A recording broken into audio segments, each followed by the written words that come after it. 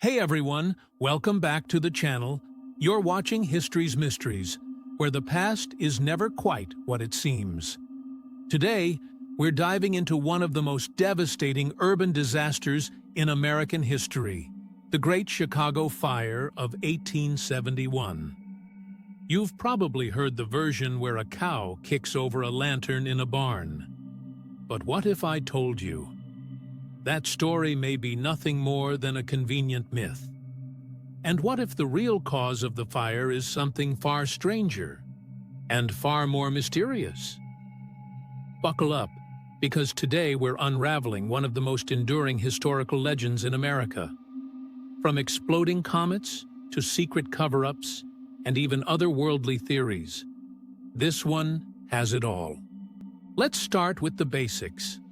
The fire began on the evening of October 8, 1871, in a barn owned by the O'Leary family on DeKoven Street. According to legend, Mrs. O'Leary's cow kicked over a lantern, igniting the dry hay, and, within hours, a firestorm consumed the city. More than 17,000 buildings were destroyed, over 300 people died, and 100,000 were left homeless. Chicago, a booming city at the time, was reduced to smoldering rubble in just 3 days. But here's where things get strange. First off, Mrs. O'Leary herself denied that she or her cow had anything to do with the fire. And years later, reporters even admitted they made up the cow story to sell newspapers. So if the cow tale was fake, what really caused the fire? It's important to understand that Chicago was a tinderbox waiting for a spark. The city was built largely of wood. Wooden sidewalks, wooden buildings, even wooden roofs covered in tar. And after a long, dry summer, everything was parched. There hadn't been a decent rainfall in weeks. Strong winds off Lake Michigan only made things worse. So yes, the city was ready to burn. But that still doesn't explain what started it. That's when we start seeing stranger pieces of the puzzle. Now, here's a detail that most history books barely mention. On the very same night, October 8, 1871, there was another massive fire in Peshtigo, Wisconsin, about 250 miles north of Chicago. But this fire? It was even deadlier than Chicago's. Over 1,500 people died in Peshtigo, making it the deadliest wildfire in American history. And that's not all.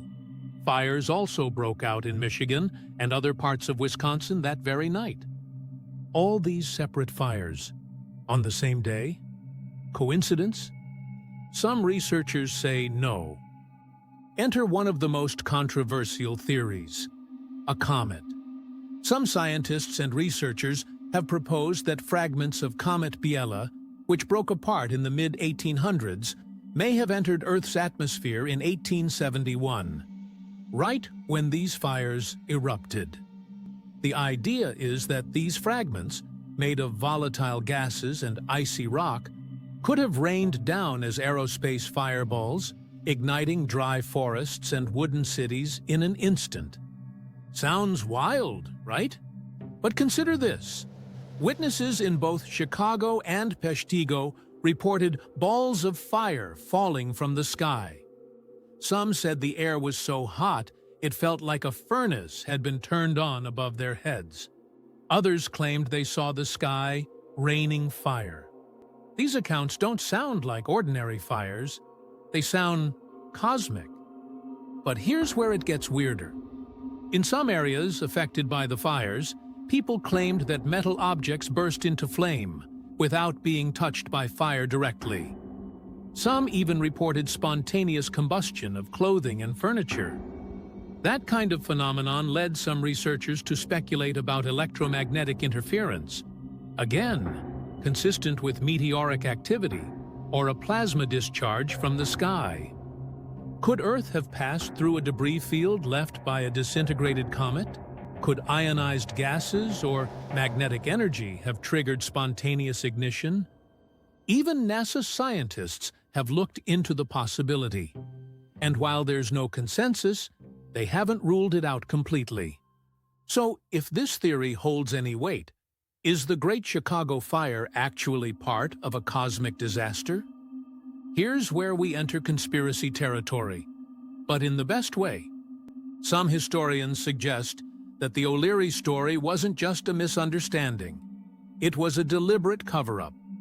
Blaming an Irish immigrant family and a clumsy cow kept the public from asking deeper questions. After all, if authorities admitted they had no idea what caused multiple fires across the Midwest at once, it would have sparked panic.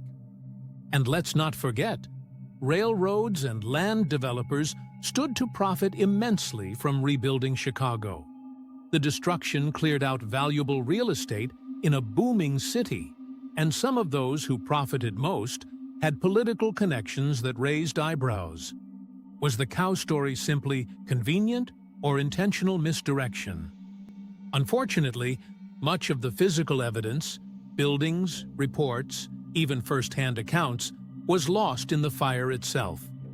What survived is often contradictory or fragmentary, and because the official story settled so quickly on the cow narrative, deeper investigations were rare. But even today, experts are divided. Some see the comet theory as fringe science. Others believe the simultaneity of the fires points to a regional weather event, like a temperature inversion or a rare atmospheric phenomenon. But the Peshtigo fire alone makes it hard to accept that Chicago's blaze was just bad luck. And then there's one last eerie detail. Chicago wasn't the only city to burn in the 19th century under mysterious circumstances. Other large-scale urban fires in places like Boston, 1872, and San Francisco, 1851, all happened during periods of rapid economic growth, immigration, and social tension. Some were blamed on foreign populations, others were linked to haphazard urban planning. It raises the question, were these fires just symptoms of fast-growing cities outpacing their infrastructure, or part of a hidden cycle of destruction and renewal? One possibly fueled by greed, mismanagement, or even something out of this world. So what really started the Great Chicago Fire? A careless cow? A spark in a dry city? A meteor shower from a broken comet? Or something else entirely? Something no one dared to name? That's the thing about history. Sometimes the closer you look, the less clear it becomes. Let me know what you think in the comments. Do you buy the comet theory? Was it a convenient scapegoat? Or is there an even deeper mystery lurking beneath the ashes?